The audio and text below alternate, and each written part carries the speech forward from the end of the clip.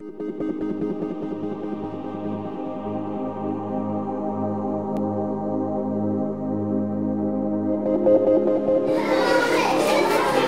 surtout, ce qui est important, c'est de ne pas vouloir imaginer quelque chose qui existe. C'est important. C'est bien d'imaginer une boule de billard ou un zèbre, mais il faut sortir de ça pour comprendre un petit peu plus. L'exposition est ouverte tous les dimanches après-midi. Donc si vous voulez dire à vos parents, vous pouvez faire le guide. Là, il y a une œuvre plutôt symétrique dans les sentiments, comme par exemple celle-ci. On dirait un peu qu'elle s'envole. J'aurais dit c'est une grande bande de la même taille qu'ils ont coupée. Et avec ça, ils ont fait une œuvre. Après, quand on regarde bien, on dirait que ça rentre ou ça sort. J'aime bien les œuvres géométriques. Enfin, je veux dire les traits. J'aime bien quand les choses ressortent. Quelqu'un sait ce que c'est que l'abstrait? Concret, quelque chose de concret, c'est quelque chose qui est réaliste. Quelque chose qui existe, voilà. Abstrait, c'est quelque chose qui n'existe pas. Quand on parle de rond, quand on parle de triangle, quand on parle de ligne, quand on parle de losange, c'est quoi ça? Géométrie. Voilà, donc Geneviève Claes, dès le début, elle a travaillé ce qu'on appelle l'abstraction, donc abstrait, abstraction géométrique. Et certes, elle a fait ça pendant 5 ans.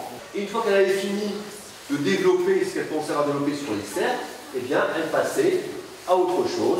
Donc c'est un travail très très minutieux, très très précis et qui demande beaucoup de temps. Et essayer sur une feuille de papier de faire des ronds aussi précis et essayer de les peindre de cette façon-là, vous allez voir que c'est très compliqué. Ne cherchez pas à voir là-dedans quelque chose qui existe, essayez de fixer et de voir ce que vous ressentez au niveau de votre cerveau, des sensations qui apparaissent quand on fixe. Le rond jaune, eh ben, il commence à être ovale et après il commence à s'arrondir. On dirait que ça s'enfonce, tous les ronds s'enfoncent par le choix des couleurs, par le choix de la position des cercles les uns par rapport aux autres, eh bien on a une sensation on appelle de cinétique, une sensation de mouvement. Et les artistes, ils ont des techniques que nous n'avons pas. Et puis ils ont du matériel qui est beaucoup plus sophistiqué. Alors c'est ce que j'expliquais au départ, c'est que Geneviève Claes, elle change de tout au tout en restant dans l'abstraction géométrique toujours, mais là pourtant elle a fait ça en même temps, la même période, hein. Mais elle a travaillé les triangles, et là on n'est plus du tout dans la couleur, sauf si on considère que le noir et blanc c'est une couleur.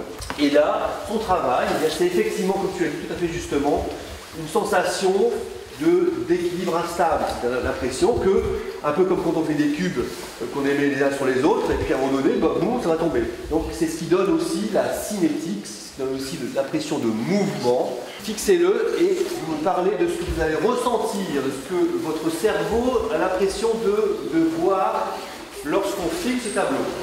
Mal aux yeux, oui, c'est vrai, ça peut faire, parce que le cerveau n'arrive pas bien à comprendre.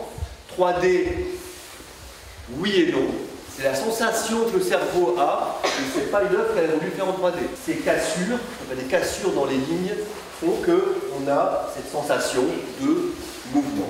Mais dans le jeu des cassures, dans le jeu des épaisseurs des lignes, dans le jeu de l'épaisseur des espaces entre les lignes, d'accord ?